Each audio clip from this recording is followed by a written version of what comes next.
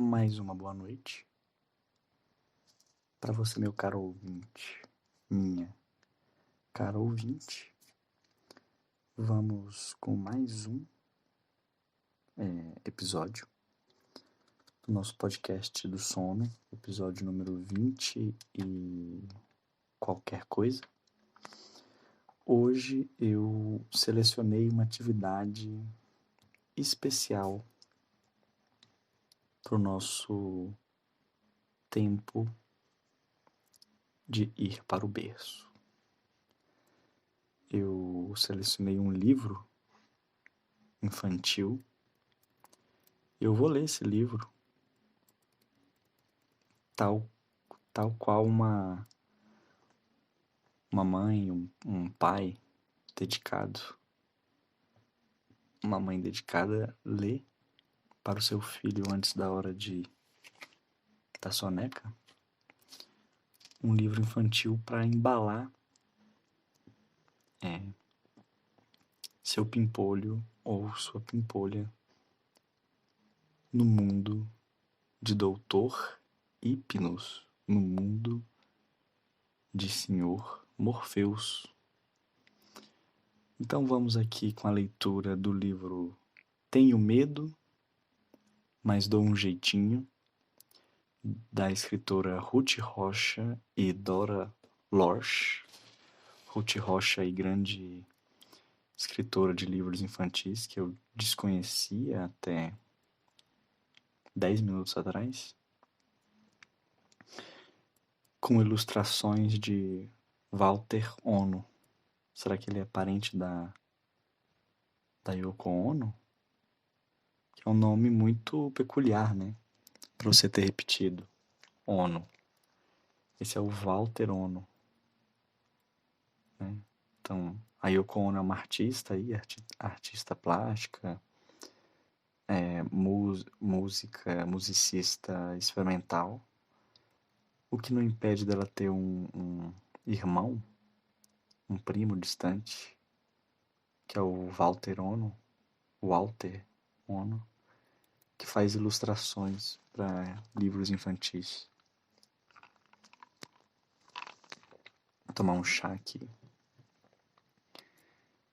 Nada impede de ter isso. É uma família artística, né? A família dos Onos. E é uma arte, a produção artística da família Ono é muito diversa. Ela vai desde a música experimental até a ilustração de livros infantis.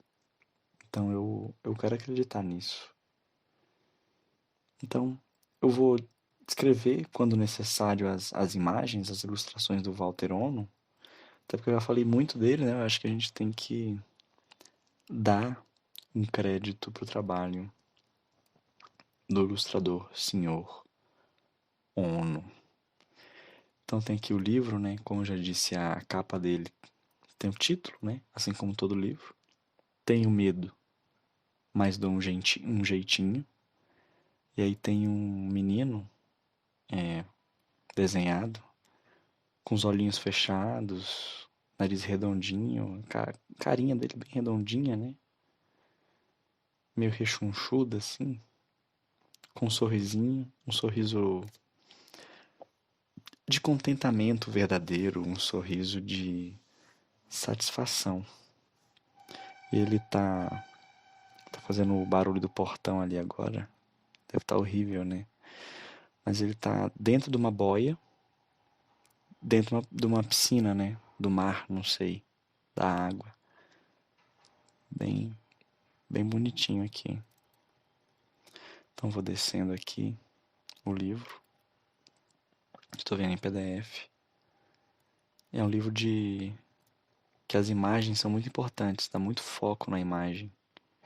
Tem pouco texto, muita imagem, porque é um livro para criança, né?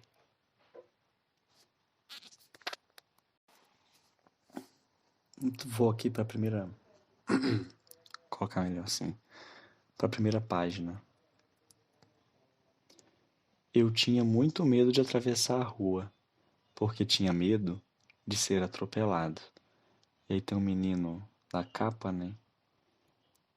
No meio da rua. E ele tá assustado aqui, pulando, dando um salto de susto no meio da rua, com um carro vindo lá atrás, né? Então, revelando aí todo o medo, o desespero, o terror que o menino, que não tem nome, tem de ser atropelado. Acho que ele não tem nome até agora, né? Normalmente a história já começa contando o nome do personagem. Como não deu nome pro personagem aqui, então é porque eu acho que não vai dar um nome em nenhum outro momento. Que eu acho que a ideia da autora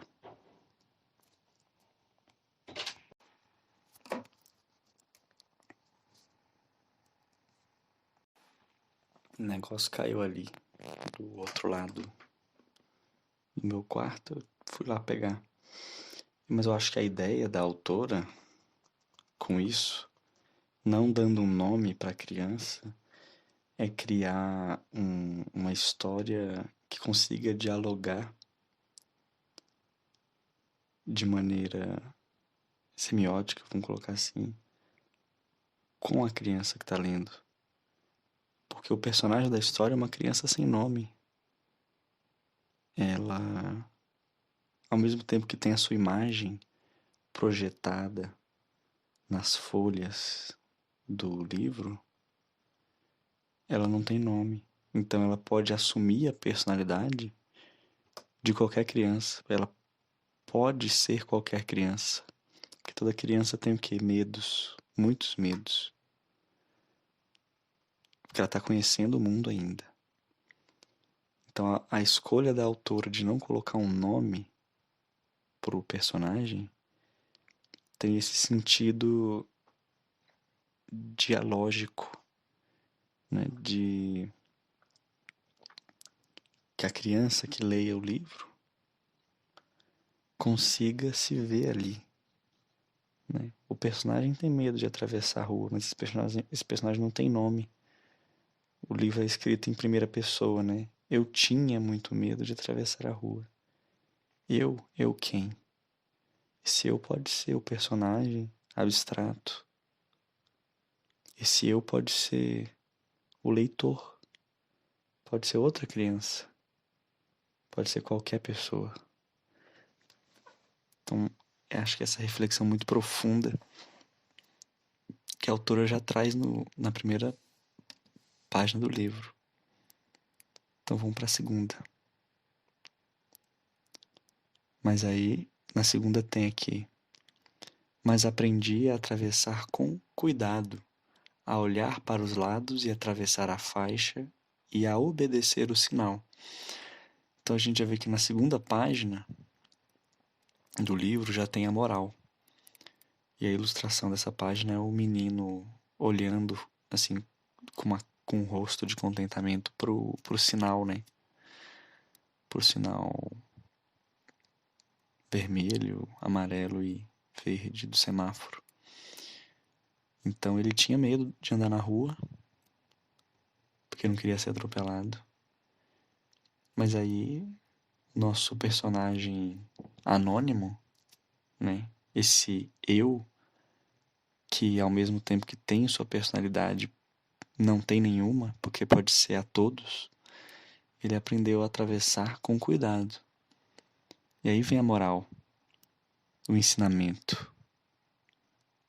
Temos que atravessar com cuidado, olhar para os lados, atravessar na faixa sempre, dando de preferência o sinal de vida, colocando a mãozinha ali e obedecer a sinalização. Então aqui temos vários aprendizados sociais, né?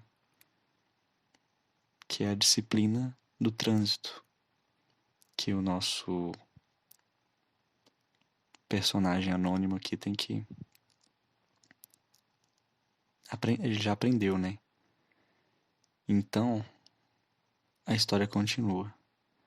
Eu tinha medo de subir no alto, porque uma vez levei um tombo. E aí tem aqui imagem do menino subindo numa cadeira, tentando se equilibrar nessa cadeira enquanto ele escova os dentes, porque ele é muito pequeno, muito baixo. Então, para chegar ali na pia, para escovar os dentes e jogar a espuminha fora, ele tem que subir numa cadeira, ficar mais alto, e ele tá com um semblante aqui de preocupação, porque essa cadeira, ela tá meio bamba, ele tá tentando se equilibrar nela, segurando na pia ali com uma mão, com a outra mão agarrando a escova de dente. Então ele tá num esforço hercúleo de escovar os dentes, sua atividade principal e sua maior preocupação, enquanto ele se equilibra nesse banquinho, nessa banqueta que desafia cair a qualquer momento, desafia tombá-lo em todo instante. E ele tem medo disso. E aí ele diz: mas agora eu tomo bastante cuidado quando subo em alguma coisa.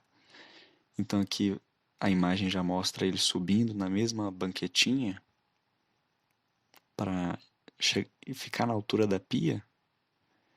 E ele subindo aqui com mais parcimônia, com mais cuidado, olhando para a cadeira, né, com cuidado onde é que ele está pisando.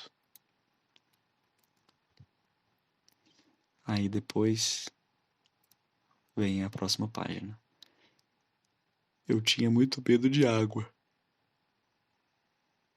porque uma vez levei muito susto quando caí dentro da água. Aí tem mais de uma banheira, e saindo dessa banheira, projetado para fora dela, tem apenas os pés do nosso personagem anônimo, o nosso infante representativo de todos os infantes, e a água sendo jogada, né? Então, dando a impressão que ele caiu aí na banheira e jogou água para todo lado. E aí vem outra parte. Mas agora sei que a gente pode ficar no rasinho. Pode usar boia ou pode aprender a nadar. E aí tem a foto aqui dele, do menino, muito sossegado, dentro da boia dele, aquela boia clássica, né? De filme, de desenhos, que é redondinha, uma rosquinha, e ele no meio. Ali bem, bem contente, relaxando, uma cara de quem tá relaxando, né? Cabelinho bagunçado. Que ele aprendeu aí a usar a boia, né? O ideal mesmo seria aprender a nadar, né? Para não precisar da boia. Então acho que a autora poderia ser um pouco mais disruptiva nessa reflexão de ensinamento das crianças, um pouco mais radical, um pouco mais revolucionária, né? Falando que o ideal mesmo seria a criança aprender a nadar.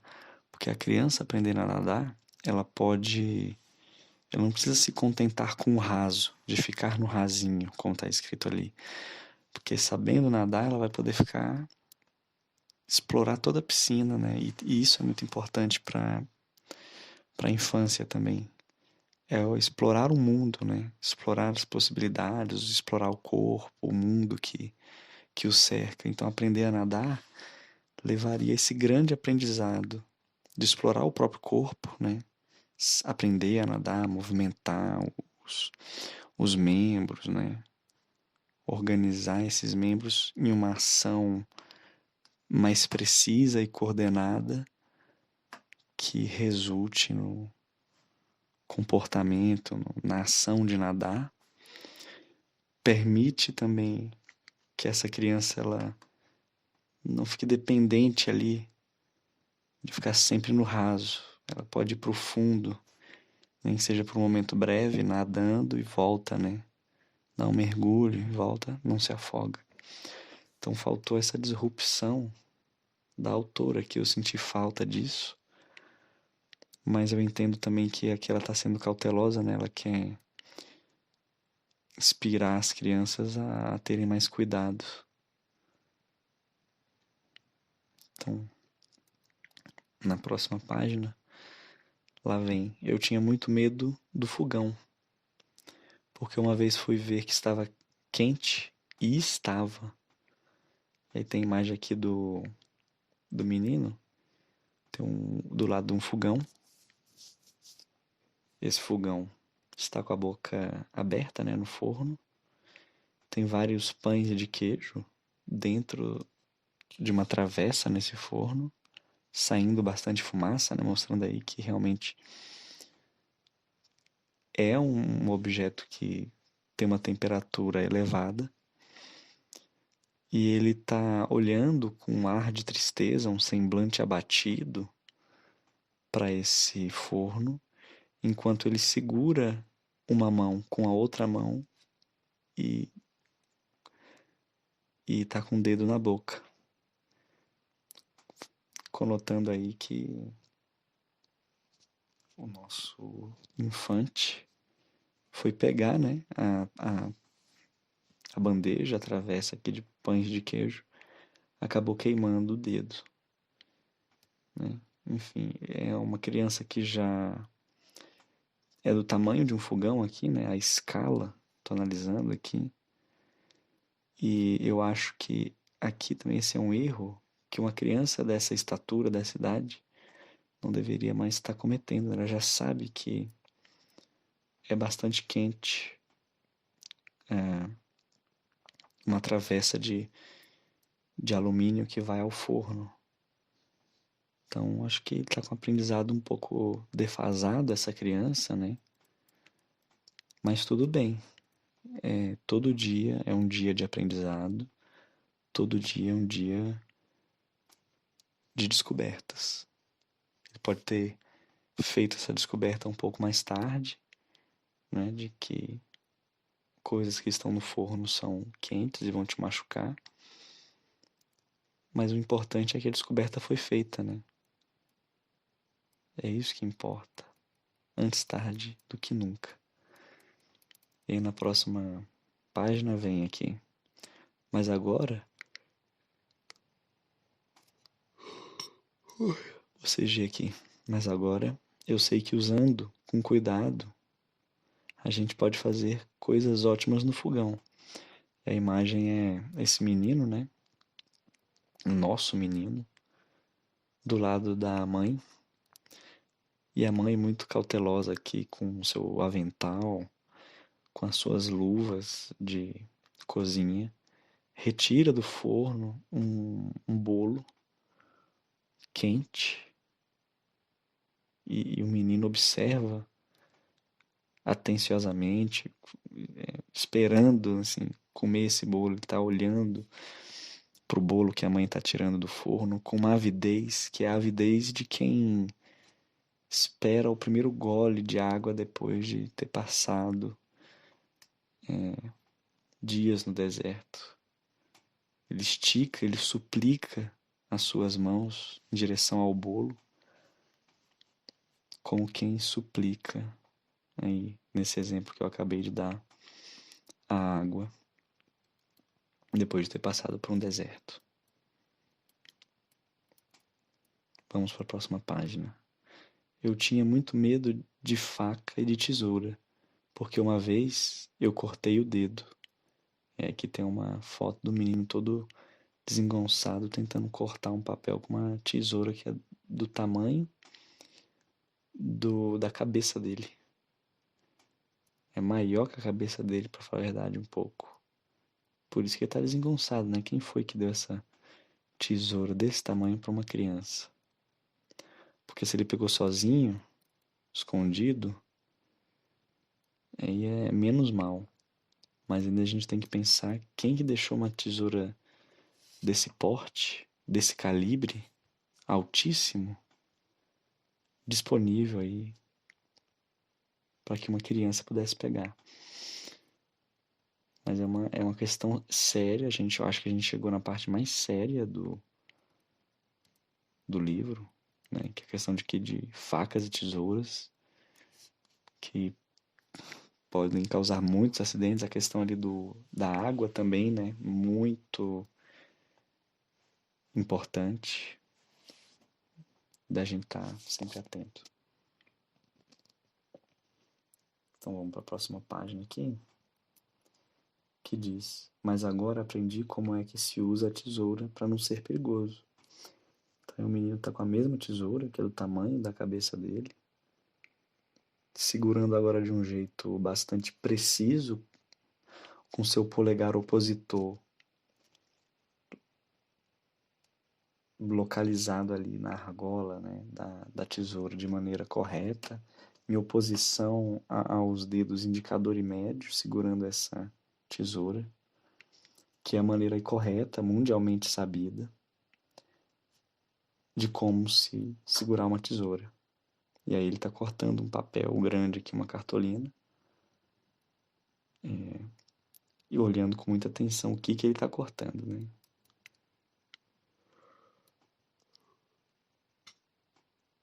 Olha outro bocejo.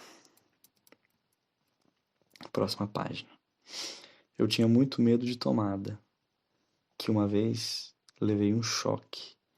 E aí tem a imagem do menino aqui, enfiando os 2 dedos de uma vez nos buraquinhos da tomada. Ele tá todo desengonçado, todo maluquinho aqui. Cabelo sobressaltado, um semblante, um rosto de espanto e medo, porque ele tá levando um choque tenaz ali. Esse é outro assunto perigoso, né? A eletricidade com as crianças, tem que tomar muito cuidado. Meu irmão mesmo, uma vez quando era criança, muito criança, colocou uma moeda de 25 centavos, enfiou dentro da tomada. Assim, encostou, né? E explodiu a tomada. Até um dia desses, essa tomada, ela era toda preta, assim, sabe? Ele explodiu e ficou aquela marca de explosão.